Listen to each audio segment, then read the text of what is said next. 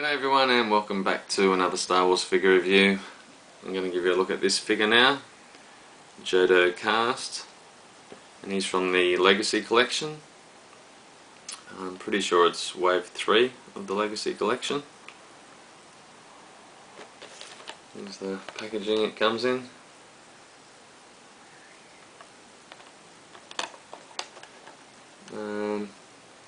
Pretty sure this is one of the comic figures. It's not been seen anywhere else. And I'll quickly read to you from the back of the box, give you an idea about who he is. Wearing Mandalorian armour, the cunning and ruthless bounty hunter lets everyone assume he is Boba Fett to take advantage of Fett's notorious reputation. Unfortunately, the real Boba Fett is not flattered by Kast's impersonation and intends to stop him. Don't want to spoil the story for you, but apparently in the comic books, in the end, Fett gets his revenge and kills him. I really love the colour of this figure and the paintwork. I think it looks great. But the figure himself, there's a few things that I'm not too happy about. When I saw it in the packaging, I thought it was going to be like a very super articulated repaint of Boba Fett. But as it turns out, this is one of the older editions of Boba Fett repainted. And the first thing that really bothers me about it is it has very loose shoulder articulation. I thought, oh, what the hell's going on here? If you look close, you see there's quite a big gap in the shoulders. I was really disappointed about that. And then I realised that if you push on the back of the jet backpack here, the arms move up and down. And then I started wondering to myself, well, what the hell is the good of that? You know, like... Oh, that's pretty lame. The jetpack's not removable from his back, and personally I would have much preferred just a standard backpack and ball hinge shoulders. Then it would have been a great figure. But this sort of thing, you know, what are they kidding? I think I've got a Boba Fett that does the same, and it's from the OTC range in 2004. It's the one with the flames down the bottom here. So yeah, that really ruins the figure for me. Had it had decent arms and shoulders, it would have got top marks. But it's going to lose quite a lot from the... Yay! Yay! What?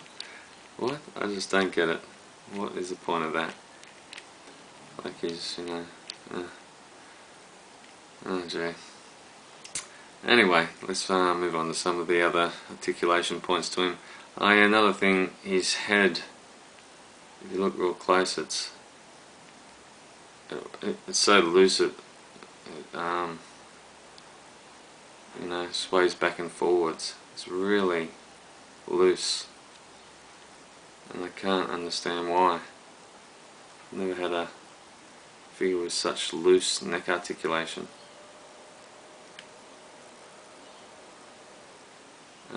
I'd suggest to casual collectors to skip this one, because it's really not the greatest of figures. Certainly some of the other Boba Fetts and Jango Fetts have been much better than this figure. But to look at, it looks great, but practically speaking, you know, it could have been better. So anyway, I'm going to give this figure 8 out of 10. It would have got at least a 9 or more had it had decent shoulder articulation and not this silly action of throwing up its arms. You know, I think that's just ridiculous.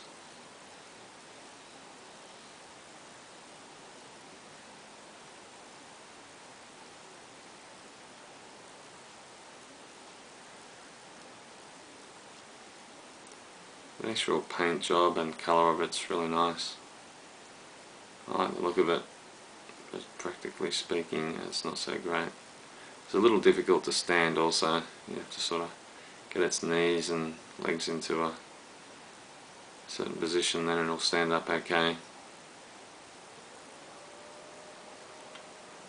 It's probably one of my most wanted from this wave of a legacy collection. As you can see the different figures that have come out in this wave, but I was very disappointed when I found out it was the older Boba Fett and not the best Jango Fett or Boba Fett.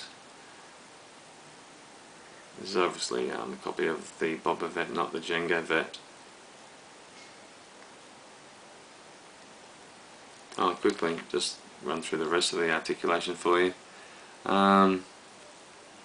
He's got like a swivel bicep on his left arm and also the right. No wrist articulation on either arm, very poor. Just a swivel waist, swivel hips. He's got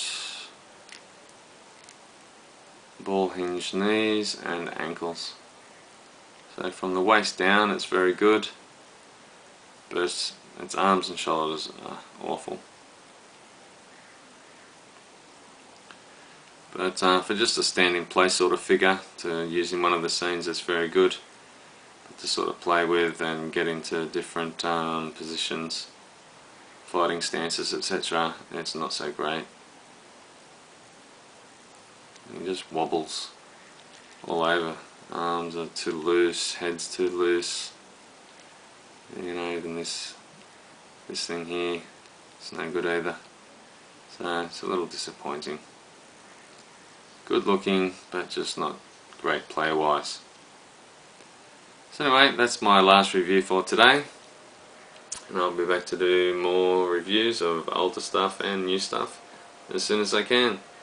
So until then, may the Force be with you.